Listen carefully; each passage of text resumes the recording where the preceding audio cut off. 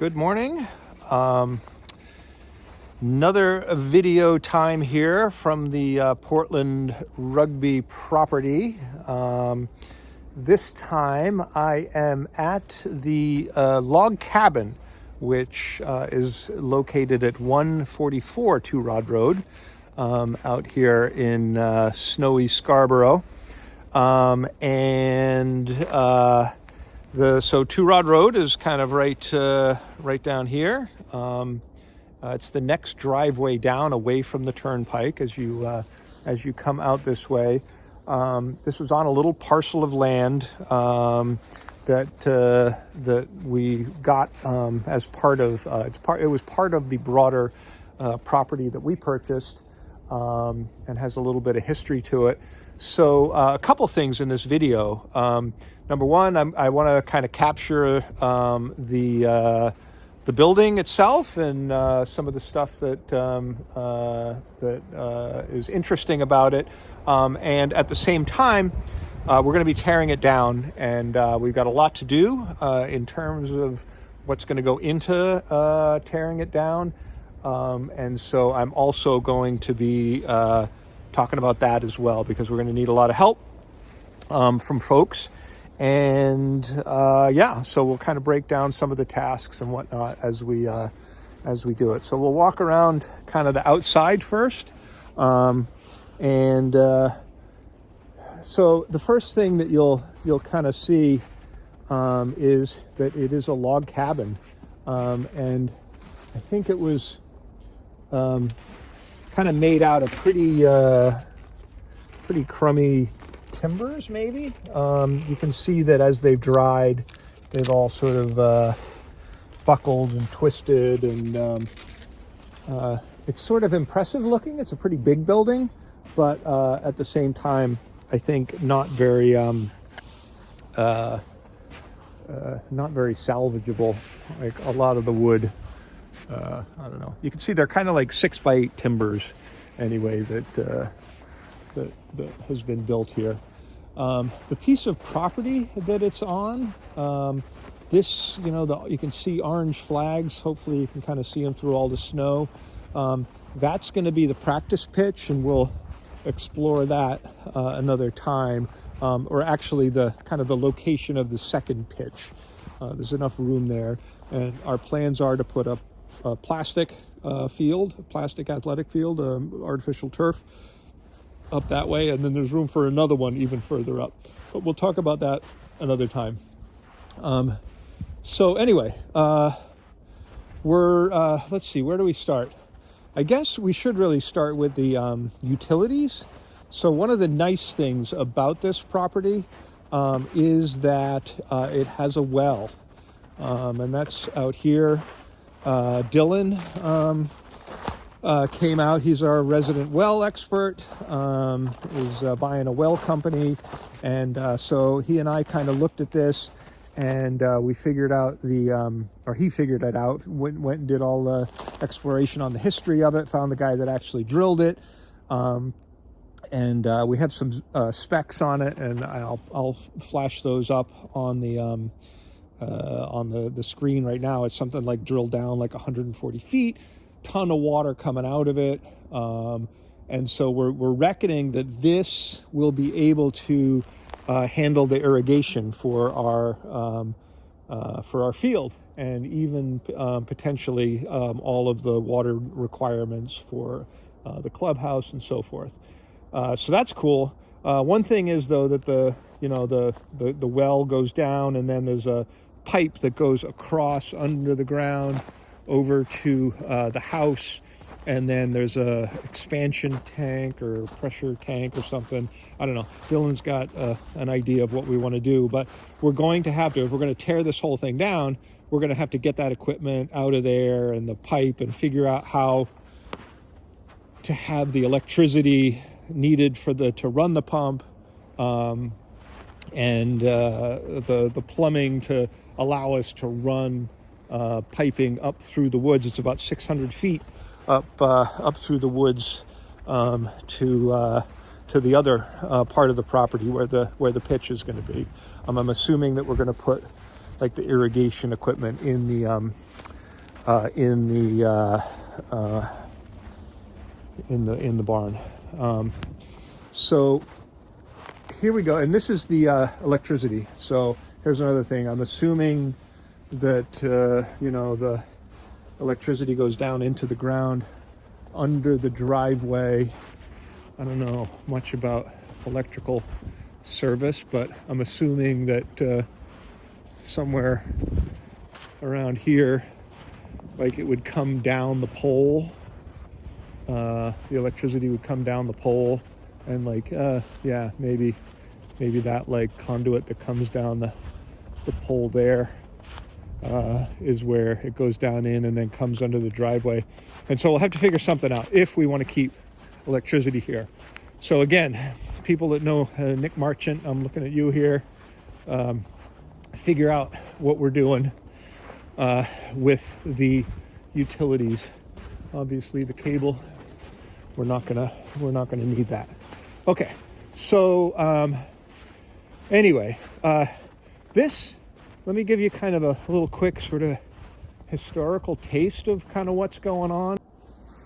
So in the backyard, there is an old busted up pool, which I suppose was probably where the house went, but it had a much grander vision when it was originally conceived. And again, this is all just speculation on my part, but from a historical historical fiction perspective, have a look at this. The vision here is kind of, imagine this is an in-ground pool with multicolored underwater lights, which makes it look like a 1970s New York City discotheque. And all of the bedrooms have sliding glass doors to them, so that the denizens of the log cabin in their purple velour tracksuits could slip into the water and do the aquatic equivalent of John Travolta moving across the dance floor to visit the other roommates that lived around the pool.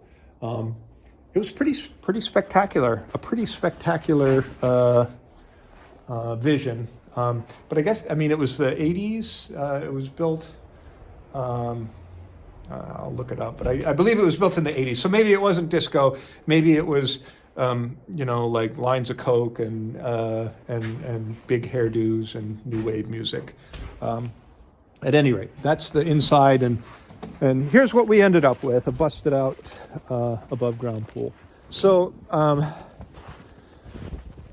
back over that way, the septic tank is up there. We're going to have to dig that up. In the bigger picture here is that we need this for overflow parking in probably the near term. And so this is one of the reasons. This actually will be, I think, in the future, the parking lot, or a second parking lot that will service this field that's going to be in here. And so we need to kind of get this out of here and just lay it flat. We may end up having to kind of use it as a construction site. So basically, we're going to need to kind of tear it down. And then, as you go around, there's a bulkhead here that goes down into the basement. We'll go look at that. But, to tear this thing down, we're going to have to kind of knock the foundation back in, and then, get an excavator or something. Whether we do it ourselves or we have somebody else do it, I think it's going to have to kind of get pulled down. We may be able to save some of these timbers. They're probably some of them may be good for landscaping timbers, or maybe if we wanted to build a little hack together timber frame shed over there for the pump, the well, we could maybe use some of these things. I don't know. We'll figure that out when we get to it. Okay, before then, we're really going to have to clear this place out. And so this is kind of where we need people's help in the kind of the near term. We'll get another dumpster. We've already had like a couple of work days here, and we need to do some more. So some of this stuff is we're going to keep, like not much though. Like maybe this picnic table, we could take that up to the garage. So some of the stuff is going to have to go up to the garage. And the garage of the other place, right? And so I don't think that we're going to need to save kind of too much of this stuff. I think a lot of this stuff, when you look around here, people can, come and like take stuff at this point. Like we need to get it out of here. So I think there's going to be a few things that happen. A couple of things will go over to the garage, and we'll make a list of the things that we want to keep. We'll go over to the garage, and then other stuff people can kind of come and take. So if you need a pair of antique crutches, there you go. They're there for you, or a light for over your billiards table. There's sort of lobster traps. There's also like a lot of construction stuff here that people might want. If you do come and take like something cool, it would be great if you could make a donation to the club. I guess not like necessary, but like if it's something that you find useful and it saves you some money, maybe I'll put the Venmo link in the video, and would be great if you could contribute to the field committee. So here's like, for instance, a shower. There's door handles and a 5-inch black and white TV with AM/FM radio. Lots of door handles and, looks like a bunch of lights down there. Let's see here.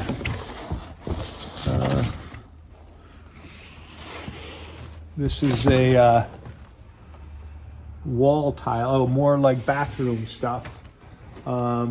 There's a kit for French doors.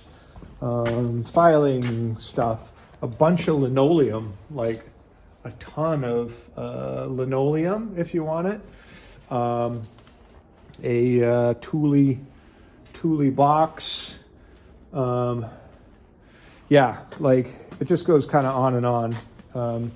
Doors, a bunch of tile. Filing cabinets and old chairs, garden equipment, some kind of old bed frame for a kid, more lawn stuff. And then there's like tons of like old like pottery and mason jars, games, like timber, a pop rivet tool. It goes like, you can kind of spend quite a bit of time in here, like looking around. There's directors' chairs and then like the more you look, the more kind of here's a creepy doll.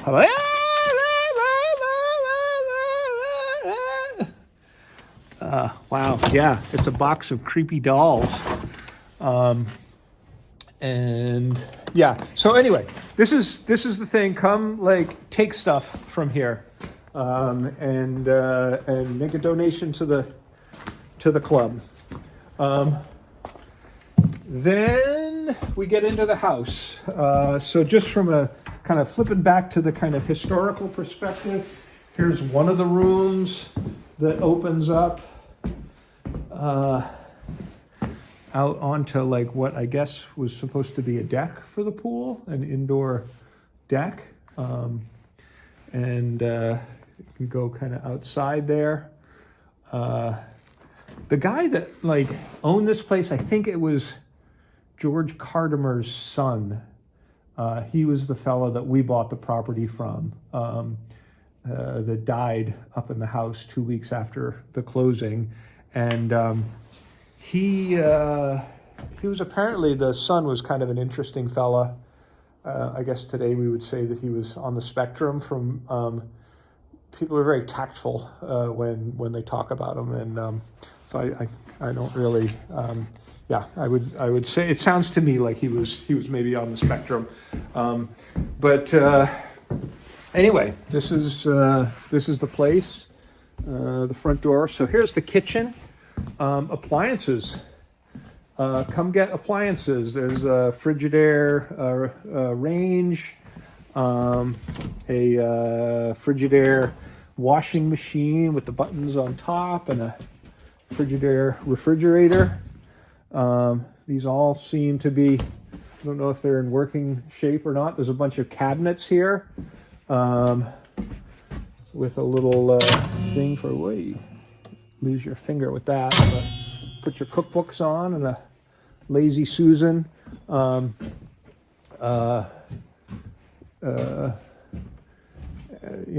just kind of showing, like, there's a ton of like construction-y sort of material there. Rugs, tables, general kind of lighting fixtures and whatnot. So one thing that I would like to maybe do is pull some of this Romex, the electrical stuff, out of here. It looks to be like in good shape, and that actually looks like 12-3 wire up there. So one job that would be great is if somebody could come with like a step ladder and a pair of snippers and just pull as much Romex out of here as we can. It's crazy expensive these days, and we're going to need it. And so even if it's just like, chunks that are 10, 15 feet long, we're going to need it. And rather than just having it fall into the hole in the ground, it would be better to have it. So that I'm going to put that down on the task list as something that somebody could volunteer to come and do, is just, try and see if we can get, 1,000 feet of Romex out of here.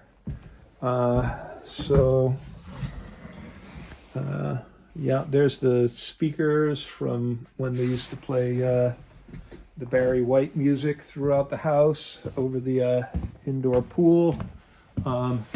Up here in the hallway, there's a bunch of construction like material, wood. Have a look at that. Maybe something of interest there for you. I don't know what's going on in this bedroom with this weird like wall curtain thing. Some strange cotton ball decoration things. This is one of the bedrooms here that also seems to have like a maybe little mini kitchen here. So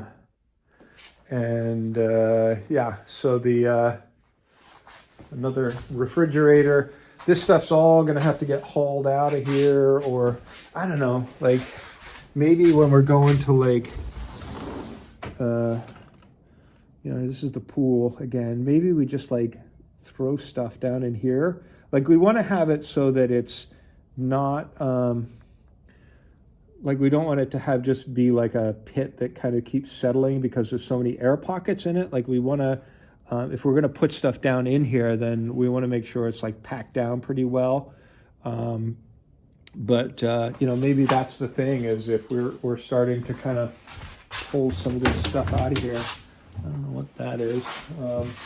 That we just start piling stuff up in the pool, and then we can put fill on top of it. One thing is that thermostats, I think if that's a thermostat and it has mercury in it, that it would need to come out because we don't want the mercury going into the groundwater. So, yeah, another task is going to be going and pulling all of the thermostats out of the house. All right, so kind of more bedrooms back here with more stuff. Here's a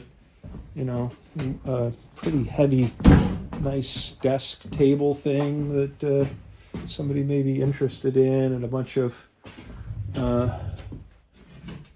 fittings for bifold doors and cupboards. Yeah, just lots of little weird moose things. A bathroom, so anybody wants a kind of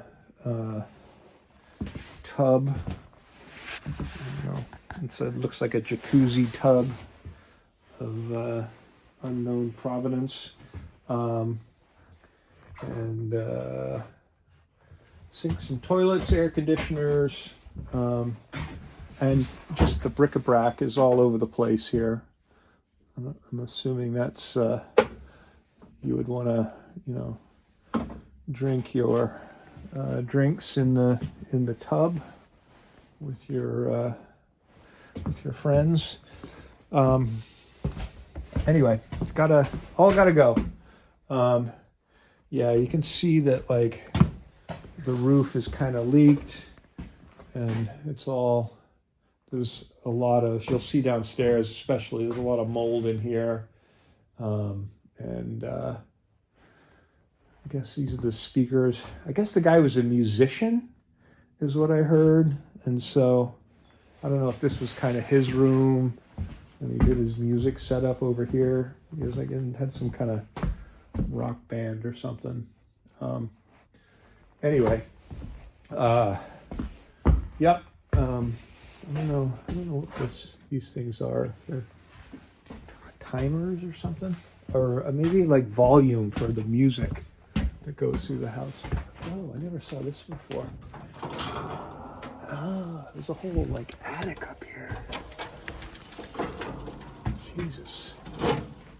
Maybe this is where the bones are hidden. I didn't realize this was up here. So anyway, oh yeah. So apparently there's stuff up here as well. HP Pavilion. Hopefully there's not any corpses or anything up here. An electric fireplace.